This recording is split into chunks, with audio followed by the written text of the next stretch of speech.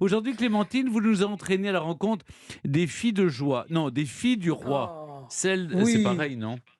Non, oh, écoutez, ouais, vous faites de la provoque là. En tout cas, c'était comme pour Billie Holiday, voilà des femmes qui elles aussi devaient choisir un homme et il s'agissait pas de se tromper. Pourquoi? Parce qu'en 1663, donc la Nouvelle-France, qui est le Canada, eh bien c'est une colonie strictement masculine.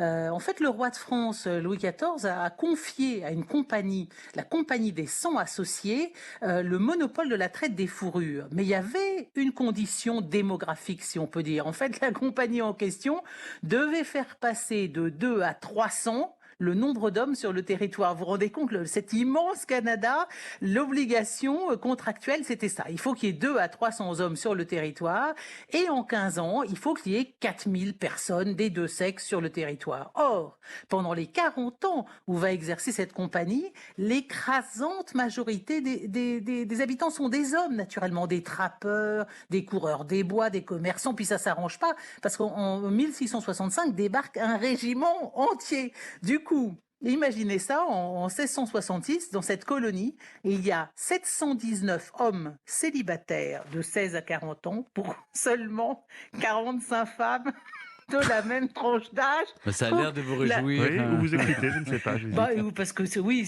on voit toute l'absurdité. C'était mal parti. C'était parti pour terminer en colonie endogame qui allait s'autodétruire. On peut pas survivre avec 700 hommes et 45 femmes. Alors, il faut absolument envoyer des épouses à tous ces messieurs. Et c'est Colbert qui va se charger du recrutement. Il promet 10 livres par recrue à des embaucheurs. Et oui, et vous avez des messieurs qui se mettent à sillonner la France à la recherche de candidates. À Un beau l'époque, on les métier. appelle d'ailleurs. Oui, à l'époque, on les appelle pas encore les filles du roi, on les appelle simplement les filles à marier. Et je précise quand même, c'est important, que le départ pour le Nouveau Monde se fera sur la base du volontariat.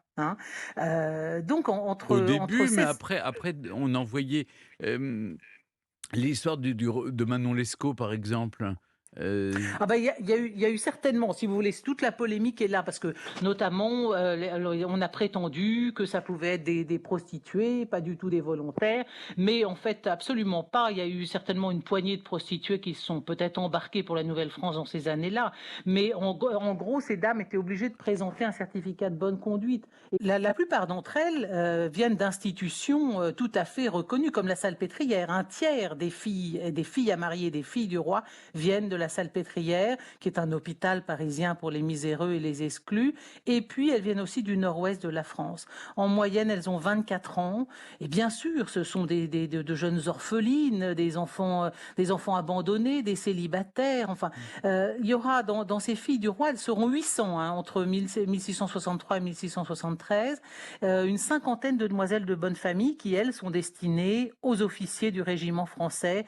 C'est un régiment qu'on appelle le régiment de Carignan-Salière. Alors évidemment, pour ces messieurs, il faut des femmes un petit peu plus smart, si l'on peut dire. Il y avait aussi quelques veuves, dont certaines étaient déjà mères et qui sont parties là-bas refaire leur vie. Et donc, c'est la couronne de France qui prend en charge les dépenses de leur transport et de leur établissement sur place, plus une petite somme de 50 livres. Et ce qui est très touchant, c'est que toutes ces femmes, elles partent avec une sorte de viatique qui est le même pour toutes. Elles reçoivent chacune un petit coffre. Et qu'est-ce qu'on met dans le coffre d'une jeune fille qui part au bout du monde comme ça? Un peigne, deux coiffes, une ceinture, des bas, des souliers, des gants.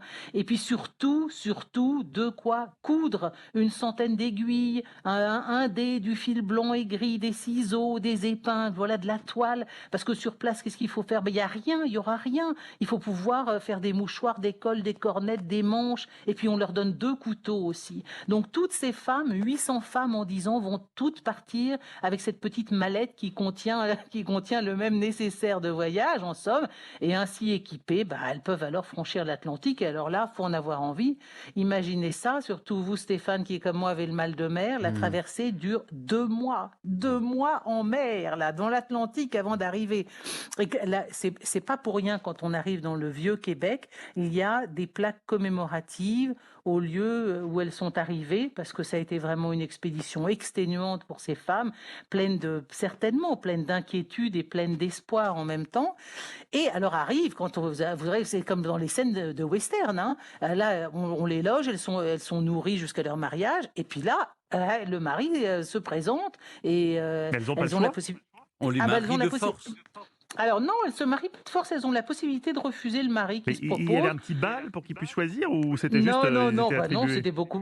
c'était beaucoup plus sommaire. Tout le monde se met en randonnion et puis on essaie de se repérer, de se dire celui-là il est pas trop moche, il a l'air gentil. Les messieurs devaient avoir cueilli 3 petits trèfles et 3 pâquerettes pour faire bonne impression et essayer de se bien peigner. Il y a 15% des premiers contrats de mariage qui sont annulés. C'est pas énorme. Ça prouve que, en gros, ça a bien fonctionné. En tout cas, dans cette période que j'indiquais de 10 ans, il y a eu 4500 naissances.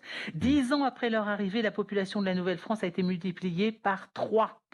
Donc vraiment, le pari du peuplement, il a été gagné grâce à ces dames.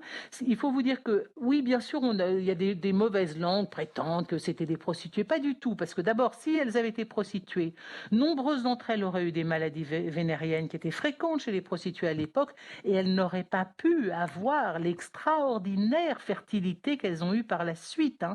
Et je le disais à l'instant, elles devaient aussi, sur place, présenter un certificat de bonne conduite qui leur était délivré par l'institution dont elles venaient les unes les autres. Voilà. Donc il y a peut-être eu, je le disais, quelques prostituées, mais ça a été une poignée tout au plus. En tout cas, 80% des Québécois d'origine descendent de l'une de ces filles du roi, hein. Et si on parle Québec aujourd'hui, français au Québec aujourd'hui, c'est bien grâce à ces femmes, hein. Et c'est pour ça que le Québec l'a bien compris, qu'il leur rend hommage régulièrement au lieu même où elles débarquèrent.